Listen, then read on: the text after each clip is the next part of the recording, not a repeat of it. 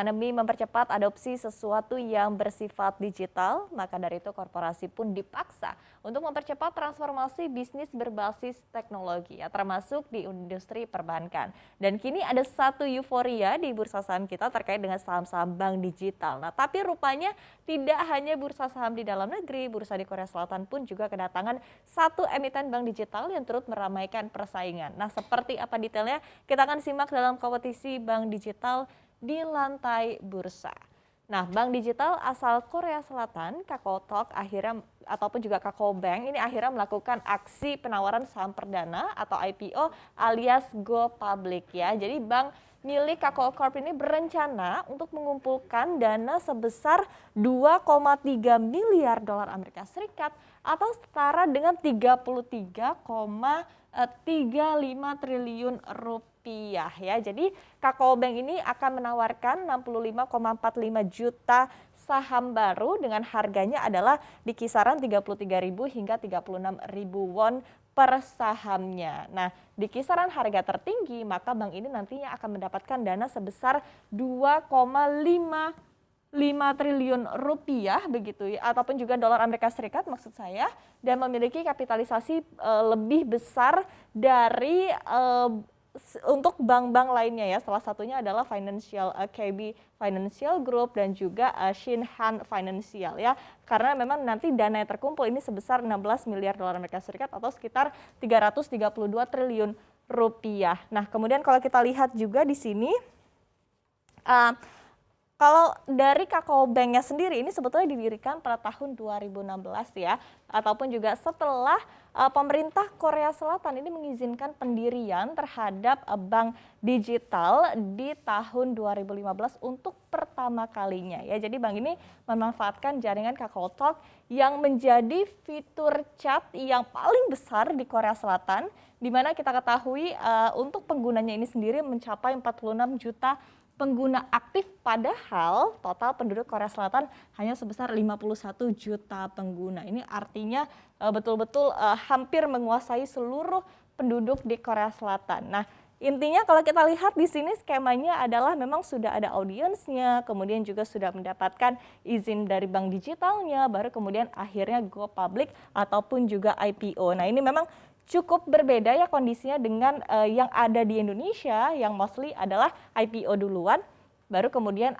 menyatakan akan menjadi bank digital. Nah, kita kemudian lihat slide berikutnya. Di bursa saham tanah air ini rupanya akan kedatangan satu lagi emiten dengan sentimen bank digital, yaitu adalah bank yang terafiliasi dengan Wings Group, yaitu PT Bank Multi Arta Sentosa ataupun juga Bank Mas yang per hari ini ataupun juga tepatnya adalah per 30 Juni 2021 esok ini akan melantai di Bursa Efek Indonesia. Nah, adapun sebetulnya harga penawarannya ini ada di kisaran Rp3.360 per sahamnya, dan juga masa penawaran umum ini telah dimulai dari 24 hingga 28 Juni 2021. Nah, kemudian berdasarkan prospektus, Perseroan ini melepas sebanyak-banyaknya 186,17 juta saham atau sebesar 15% dari modal yang ditempatkan dan juga disetor penuh, di mana Perseroan ini akan meraih dana segar senilai 625,55 miliar rupiah dari IPO ini. Nah, kemudian rencana dari IPO ini akan digunakan untuk 85%-nya adalah untuk memberikan penyaluran kredit, begitu ya, sementara untuk 15%-nya adalah akan digunakan untuk pembangunan ekosistem digital ataupun juga untuk go digital, di mana ini baru akan dilakukan di tahun 2021 hingga tahun 2022.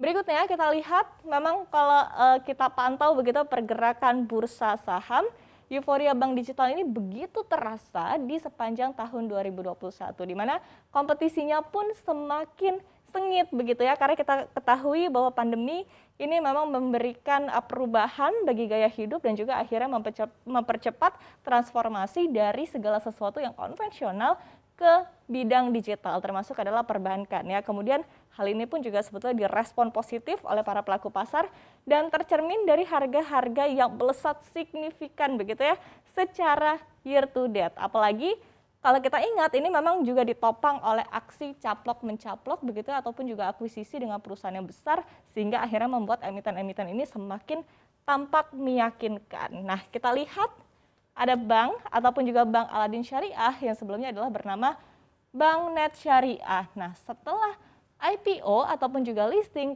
akhirnya bank ini berfokus untuk menjadi bank digital, yang mana sempat dikabarkan ini akan diakuisisi oleh PT Sumber Alvaria Trijaya ataupun juga Alfamart, namun rupanya ditepis oleh Alfamart. Nah, kita lihat untuk bank sendiri, ini penguatannya bahkan hingga 2.166,19% secara year to date ya. Kemudian kita lihat berikutnya ada juga Bank Bisnis Internasional ataupun juga BBSI yang per 21 Mei lalu ini turut diakuisisi oleh Finescel Teknologi Indonesia ataupun juga pengembang Kredivo. Nah, Finescel ini diketahui memegang 24% saham dari BBSI dan akhirnya pergerakan BBSI pun juga di sepanjang tahun 2021 ini telah melesat 271%, bayangkan. Kemudian kita lihat juga ada Arto atau juga Bank Jago begitu, yang telah diakuisisi oleh Gojek melalui dompet karya anak bangsa yang memiliki 21,44% saham dari Bank Jago. Dan penguatannya bahkan hingga 277% secara year to date. Kemudian ada juga BBHI dengan penguatannya ini hingga 605,19%. Kemudian ada juga Becap itu ataupun juga Bank MNC Capital Indonesia yang justru terkoreksi ya. Padahal kalau kita ketahui bahwa memang untuk bank digital ini akan ditopang oleh ekosistem dari MNC. Sementara ada juga BBYB ataupun juga Bank New York Commerce yang telah menguat 47,18%. Nah, kita ketahui bahwa memang belum semua tadi bank-bank yang sudah disebutkan ini sudah resmi menjadi bank digital. Karena memang sebagian ini masih on progress ya, ataupun juga masih dalam tahap pengajuan izin kepada OJK. Nah, berdasarkan OJK ataupun juga Otoritas Jasa Keuangan, 5 bank yang sudah resmi menjadi bank digital, kita lihat di sini adalah Jenius, ada Woke, ada Digibank dari DBS Bank, ada juga TMRW, kemudian ada juga Bank Jago dari Bank Jago ataupun juga Arto. Nah, sementara 7 bank yang masih proses go digital yaitu adalah Bank BCA Digital, ada BRI Agro, ada juga Bank Neo Commerce, ada juga Bank Capital, ada Bank Harda Internasional dan juga Cap Hana Bank, serta KNB ya. Sementara kalau kita ketahui memang hingga saat ini OJK masih memfinalisasi aturan terkait dengan bank digital dan aturan ini sebetulnya ditargetkan akan terbit sebelum Juni 2021, tapi sayangnya hingga saat ini masih belum terrealisasi. Nah, kita akan lihat ya seperti apa ke depannya, apakah penguatan dari bank digital ini masih akan terus berlanjut hingga akhir tahun 2021 dan seperti apa prospek dari bank digital ke depannya.